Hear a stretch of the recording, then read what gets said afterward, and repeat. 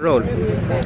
नमस्कार, जनतंत्र टीवी देख रहे हैं आप। मैं हूं आपके साथ साहिल दुलिया। तो हमारी इस खास पेशकश वोटर बताएगा किसको जिताएगा में आज हम आप पहुंचे हैं नोएडा विधानसभा, जहां पर लोगों की क्या समस्याएं हैं, लोग किस मुद्दे पर इस बार मतदान करने वाले हैं, इन तमाम चीज़ों पर हम लोगों से ही जानेंगे उनके विचार। तो आपको यहाँ की विधानसभा के बारे में थोड़ा सा बता देते हैं कि किस तरीके से यहाँ पर उम्मीदवारों की अगर हम बात करें तो आम आदमी पार्टी की तरफ से पंकज अवाना, जो कि पहले एप्पल में काम करते थे, अब उन्होंने एक अच्छी पोस्ट पर वो एप्पल में कार्यरत थे, लेकिन उन्होंने वो काम छोड़ दिया और अब वो यहाँ से उम्मीदवार हैं।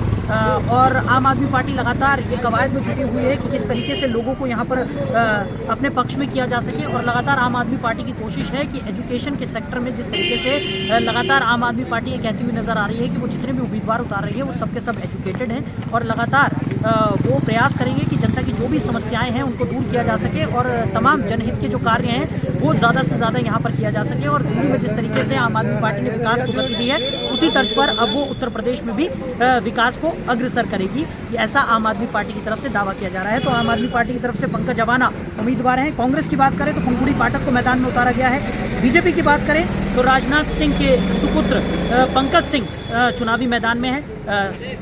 उसके बाद सपा की अगर हम बात करते हैं तो सुनील चौधरी मैदान में है। साथ ही साथ बीएसपी की तरफ से कृपाराम शर्मा इस बार चुनावी ताल ठोकने वाले हैं। तो हम अपने इस खास कार्यक्रम वोटर बताएगा किसको जिताएगा में जनता से ही जानते हैं कि जनता क्या चाहती है, उनकी क्या ज़मीनी अपेक्षाएं हैं, क्या उनके मुद्दे हैं जिनको लेकर वो इस बार चुनावी मैदान में उतरेगी। तो खासा लोग यहाँ पर हैं, यहाँ पर मार्केट में हम इस वक्त मौजूद हैं। तो हमारे साथ कुछ लोग हैं। सर क्या नाम है? अमर सिंह चौहान मेरा नाम है। अमर सिंह जी, क्या इस बार के मुद्दे रहने वाले हैं? मतदान करने आप जाएंगे, क्या सोचते हैं, क्या यहाँ की परेशानियाँ हैं? और जिस तरीके से अभी तक की अगर हम बात करें तो सरकार ने क्या काम किया है? जी, सरकार कुछ भी काम नहीं की। जिस तरह से बेरोजगारी, महंगाई, शिक्षा की क्या कंडीशन है, स्वास्थ्य का क्या कंडीशन है, जनता काफ़ी समझ चुकी है, सारी सरकारों को देख चुकी है।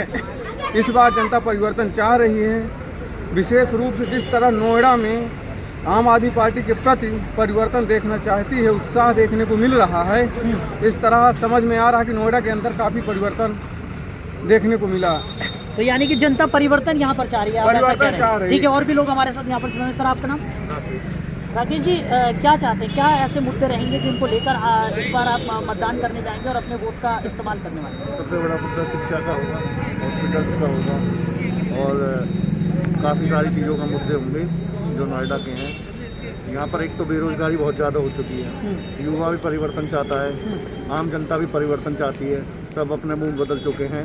आम आदमी की तरफ सबका रुझान जाता हुआ दिखाई दे रहा है। तो आम आदमी पार्टी की तरफ यहाँ पर रुझान जाता हुआ नज़र आ रहा है। लेकिन अगर बात की जाए जिस तरीके से तमाम यहाँ पर मुद्दे हैं, अगर हम नोएडा की बात करें तो नोएडा एजुकेशन हब माना जाता है, या फिर अगर बात करें तो हाई राइज बिल्डिंग्स यहाँ पर जहन में आती है जब भी हम नोएडा की बात करते हैं। तो अभी पीछे अगर बात की जाए तो बिल्डर्स को लेकर भी काफ़ी सारे मसले निकल कर सामने आए थे और मनमानी यहाँ पर बहुत ज़्यादा देखने को मिली थी। उसको लेकर आपकी क्या राय है? देखिए, यहाँ बहुत सारे मुद्दे हैं। जैसे आपने बिल्डरों की बात करी तो यहाँ जो वायर्स हैं उनके मालिकाना हक का मुद्दा बहुत बड़ा है। उसमें कई लाख वायर्स हैं, फ्लैट वायर, उनका एक मुद्दा है। यहाँ के किसानों के मुद्दे हैं, यहाँ बेरोजगारी का मुद्दा है, यहाँ शिक्षा का मुद्दा है। यहाँ सरकारी स्कूल नहीं है नोएडा में ज़्यादा, प्राइवेट स्कूल जो एक तरह से स्कूल माफिया है ना, वो यहाँ काबिज है। यहाँ हॉस्पिटल माफिया भी काम कर रहा है। पूरे इतने तकरीबन 16 लाख की आबादी है नोएडा में और यहाँ एकमात्र सरकारी अस्पताल है, वो भी एक रेफर सेंटर बना रखा है। उसमें तकरीबन 2000 करोड़ की लागत से उसकी बिल्डिंग बनी है, लेकिन इलाज के नाम पर वो अस्पताल खुद बीमार है। यहाँ अगर जरा सी भी किसी आदमी को तकलीफ आ जाए, गरीब आदमी को, तो उसको सीधा दिल्ली रेफ़र किया जाता है। तो यहाँ बहुत सारे मुद्दे हैं और यहाँ इस नोएडा में जो अभी जो राजनीति चल रही है, इन सारी पार्टियों को लोग बीजेपी को वोट दे के देख लिया है लोगों ने।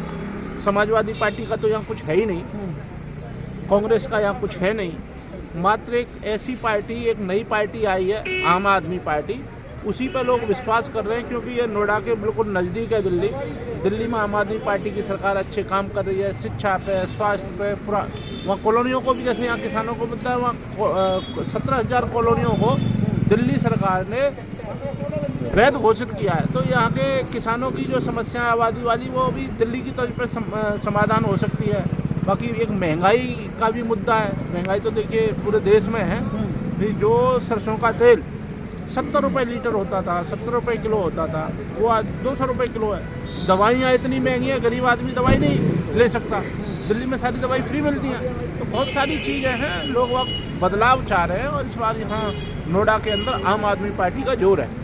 तो यानी कि साफ तौर पर कई सारे ऐसे मुद्दे हैं, चाहे वो स्वास्थ्य संबंधी मुद्दे हो, एजुकेशन संबंधित मुद्दे हो, या फिर और भी तमाम जो मुद्दे हैं नोएडा के, उनको लेकर इस बार जो मतदाता हैं वो चुनावी मैदान में जाएंगे और अपने मताधिकार का इस्तेमाल यहाँ पर करेंगे। और आम आदमी पार्टी के पक्ष में यहाँ पर लोग बोलते हुए नजर आ रहे हैं। लगातार उम्मीद जताई जा रही है आम आदमी पार्टी से, और आम आदमी पार्टी की तरफ से अगर बात की जाए तो लगातार ये कहा जा रहा है कि कई एजुकेटेड उम्मीदवार यहाँ पर आम आदमी पार्टी की तरफ से उतारे जा रहे हैं मैदान में, जो कि ज़मीन पर उतरकर लोगों की समस्याओं के बारे में बातचीत करेंगे, लोगों से जानेंगे कि उनकी क्या समस्याएं हैं, और फिर उसी आधार पर वो विकास के कार्य को अग्रसर करेंगे। कुछ युवा भी हमारे साथ यहाँ पर बने हुए।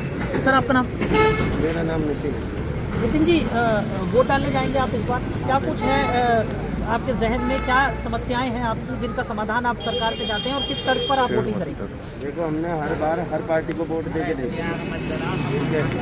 पिछली बार बीजेपी को दिया था, जो कि मेरे को लगता है कि वो मेरी वोट खराब चली, क्योंकि ना तो हम जैसी जनरेशन के लिए काम किया गया, ना हमारे पास रोजगार है, ना कोई जॉब के लिए अप्लाई कर सकते। दूसरा एक और मुद्दा है कि हम लोकल बता के ना, जो बाहर की कंपनियां आ रही हैं वहाँ पे हमारे को कुछ जनाधार ही नहीं है हमारा। हमें लोकल बता देते हैं, हमको जॉब नहीं मिलती, रोजगार नहीं है हमारे पास। दूसरा क्या, हमारे बच्चे हैं, उनको पढ़ाने के लिए भी नहीं है, क्योंकि जब हम कमाएंगे नहीं तो घर का खर्चा भी नहीं चलेगा, महंगाई इतनी है। दूसरा, हमारे बच्चों को पढ़ाने के लिए नहीं है। तो अभी मैंने यहाँ कई लोगों के बारे में सुना, तो इस बार मेरा भी मन है कि इस बार नोएडा में झाड़ू चला के ही सारी गंदगी को साफ़ करना पड़ेगा, क्योंकि दिल्ली के अंदर उन्होंने रोज़गार भी दिए हैं, स्कूल भी बने हैं, आप देख सकते हो कंडीशन कितनी अच्छी है, और अस्पतालों का भी बहुत सारा बदलाव हुआ है।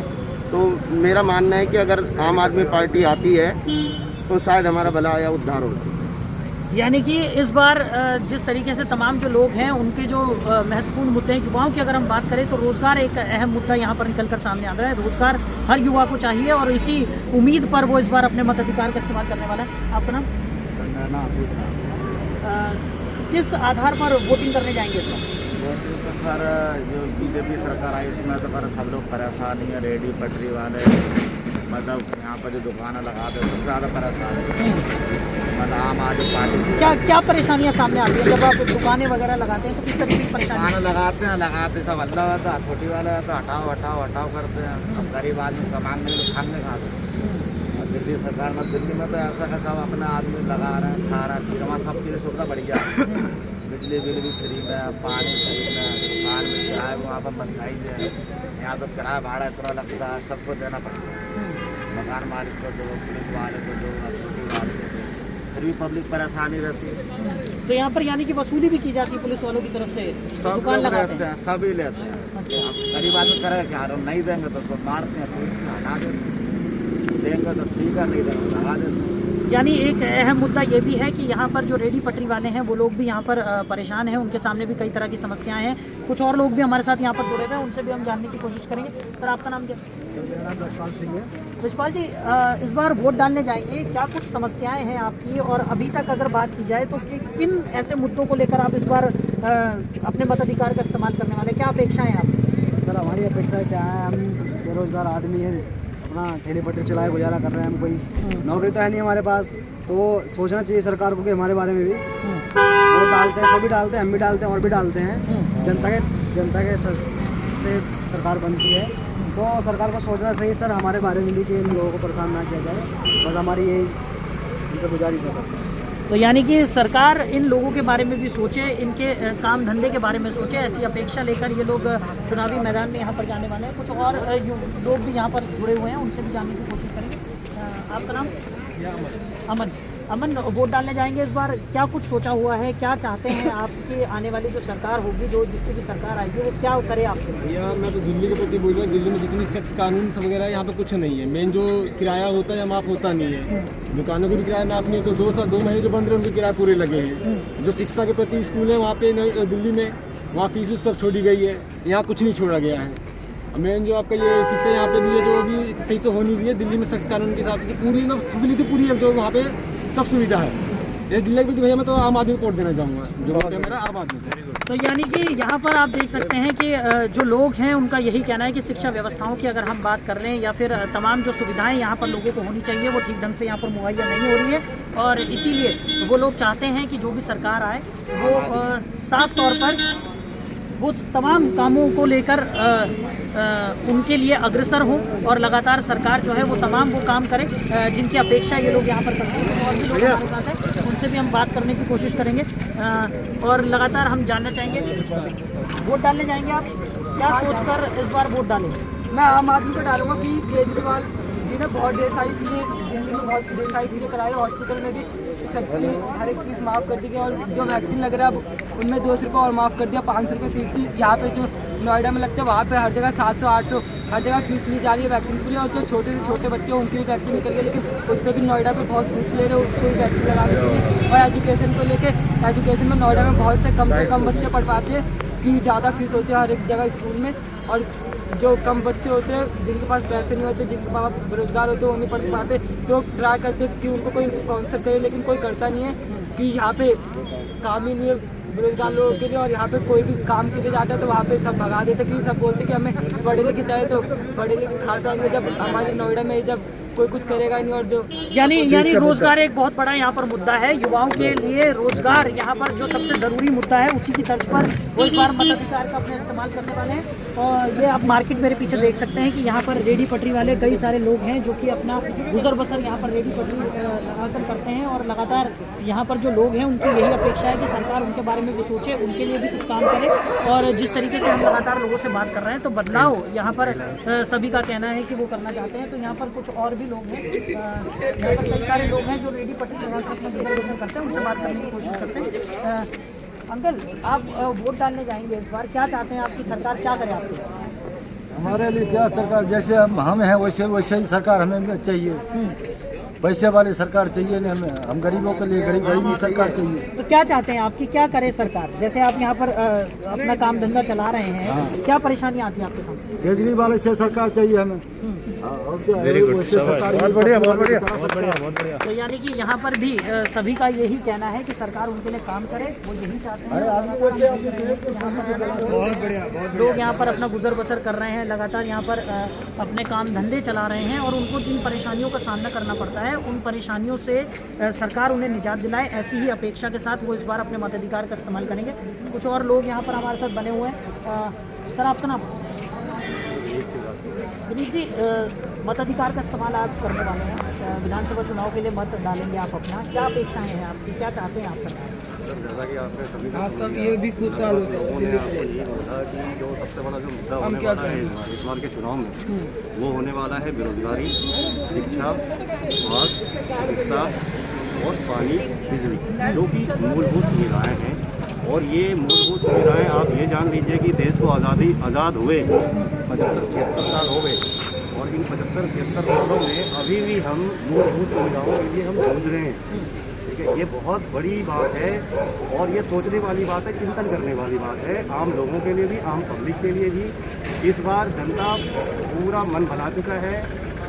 इस बार जो वोट डलेगी वो सिर्फ झाड़ू के ऊपर वोट डलेगी, क्योंकि लोग इन लोगों से, इन राजनीतिज्ञ लोगों से परेशान हो चुके हैं, बीजेपी से परेशान हो चुके हैं, कांग्रेस से परेशान हो चुके हैं, परेशान हो चुके हैं, भाजपा से परेशान हो चुके हैं, सबको मौका दे दिया। तो इस बार खास करके नोएडा विधानसभा के अंदर बहुत बड़ा बदलाव होने वाला है। नोएडा विधानसभा के अंदर भारी मत से पंकज रवाना जी विजयी होने वाले हैं। पब्लिक ने मन बना लिया है। शिक्षा, चिकित्सा, स्वास्थ्य, यही हमारा मुद्दा। चलिए, कुछ और भी यहाँ पर जो हमारे साथ लोग जुड़े हुए हैं, और यहाँ हमारे पीछे हम देख रहे हैं कि यहाँ पर लोग काम धंधे वाले लोग हैं।